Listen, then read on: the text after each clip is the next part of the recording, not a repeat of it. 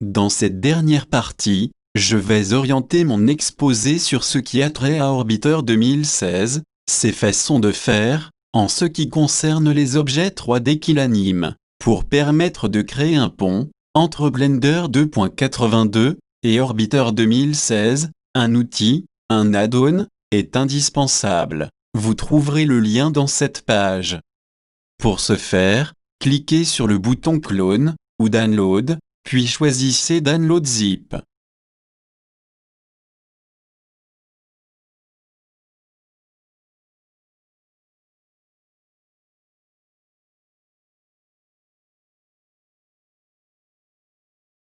Je vous invite donc d'ouvrir l'application Blender 2.82. Une fois fait, nous allons installer l'add-on.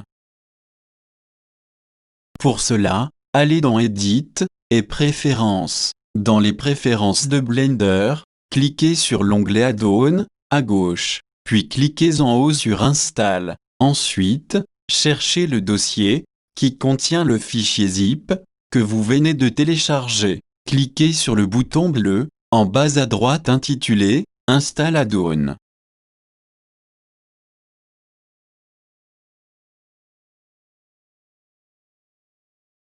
Ainsi fait, vous verrez le choix Import, Export, Orbiter Mesh Tools. Cochez ce choix.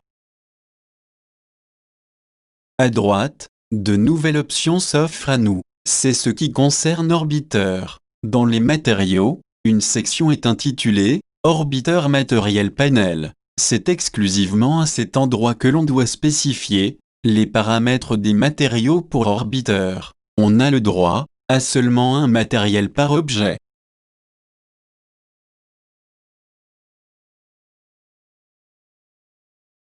Dans Output, Properties, nous avons également quelque chose concernant Orbiter. Cet Orbiter, Output Panel, à chacune des fois que vous devez générer un objet Mesh. Pour Orbiter, vous devez vérifier que le chemin du dossier Mesh soit correctement indiqué et que chacun des paramètres soit comme suit.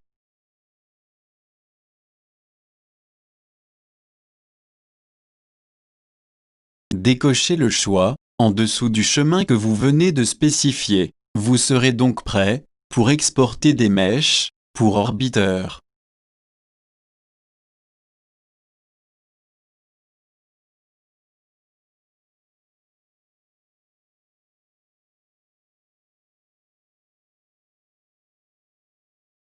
Nous allons télécharger Base Grid Tools. Pour cela, allez sur le site Orbit, Enger Mods, à l'adresse du lien sous cette vidéo, et cliquez sur Download, puis cliquez sur le lien du zip files.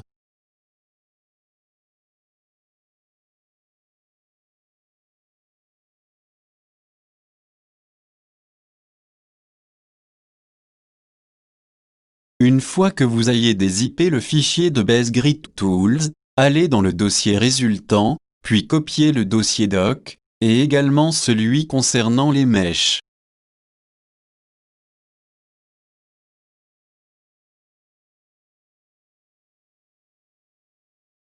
Ainsi, vous trouverez le fichier grid help.mesh, qui est la fameuse grille.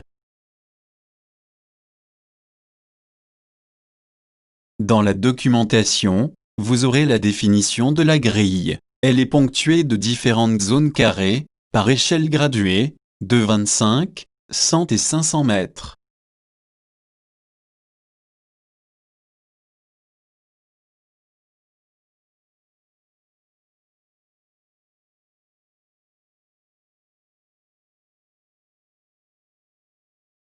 Nous voulons déposer le cube au-dessus de la grille. Pour ce faire, il faut utiliser les outils aimants, en positionnant l'origine sur le curseur, et en se déplaçant grâce à la touche G, nous nous déplaçons par incrément. Mais pour cela, mettons-nous de face, et changeons la définition de cette grille pour qu'elle soit au demi-mètre. Dans les propriétés de la scène, à droite, sous la section Units, changeons l'échelle à un demi-mètre.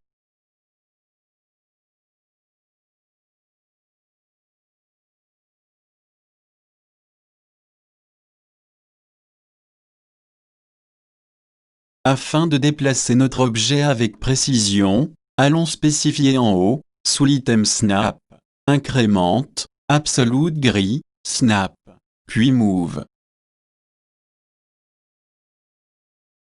Il ne faut pas oublier d'activer l'aimant, en passant.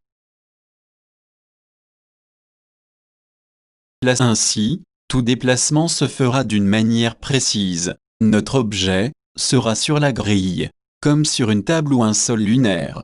Remarquons qu'un déplacement en mode objet déplace l'origine avec son objet. Advenant que nous désirons changer d'échelle, il est idéal de mettre le point d'origine sur le curseur, qui est resté à la base de l'objet. Ainsi, l'objet aura changé d'échelle, sans pour autant quitter sa place sur la grille.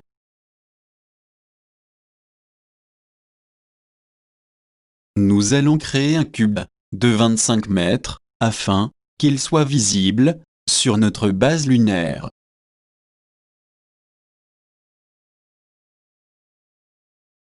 Il est important de nommer notre scène, comme l'objet mèche, que nous désirons créer. Ce sera cube couleur.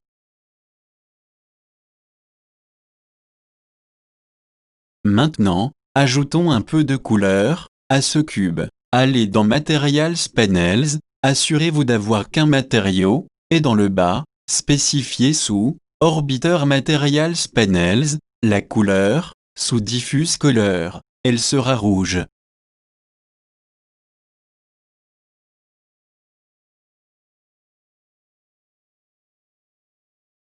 Maintenant, exportons notre mèche dans Orbiter.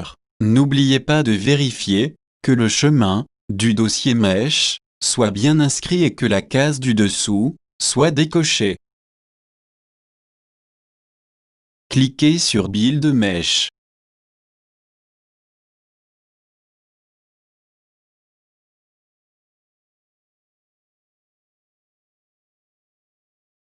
Allons mettre notre cube sur la base Breton Beach. Dans votre dossier Orbiter, allez dans Config, sous Moon, et dans Base.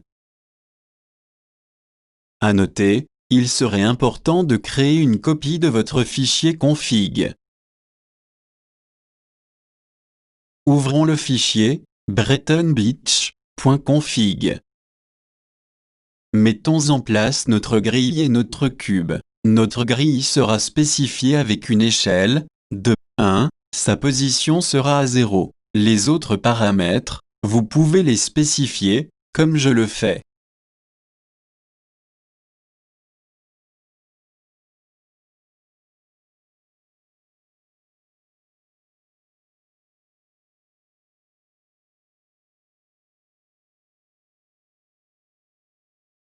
Avant de spécifier notre cube de couleur, dans ce fichier, j'aimerais vous expliquer des trucs concernant le positionnement en fonction de la grille. La petite capsule vous informe que dans un fichier tel que nous le voyons, la position s'exprime en X, Y et Z. Pour mettre un objet au nord et au sud, il faut utiliser l'axe des X. Elle sera exprimée en valeur négative ou positive, en fonction du centre de notre base. Si nous voulons mettre notre objet au-dessus du sol lunaire, il est bon de jouer avec l'axe des Y. L'axe des Z sera utilisé pour mettre notre objet à l'ouest ou à l'est.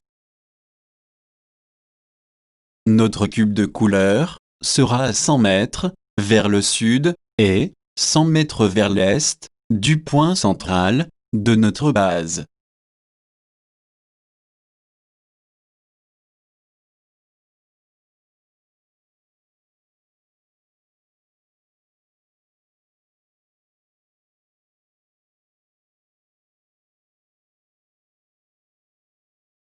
Pour bien y voir, passons un coup de balai dans ce fichier, puis laissons seulement nos deux éléments, ainsi que les pads.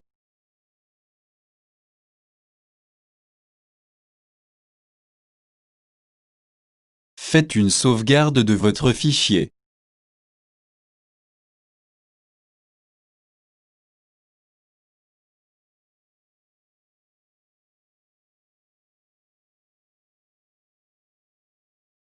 Ouvrons une session d'orbiteur. Choisissons le scénario Delta Glider et Brighton Beach.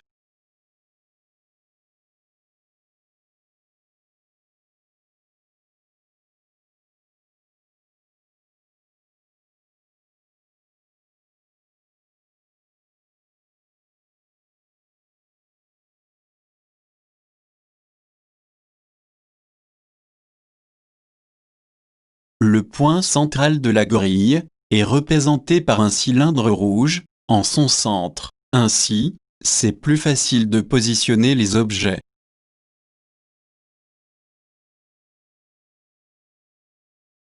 J'ai remarqué qu'en utilisant la grille, cela offre d'entrevoir les zones possibles des emplacements d'objets sur le sol lunaire. Rien de plus exaspérant que de voir son objet enfoncé dans le sol lunaire.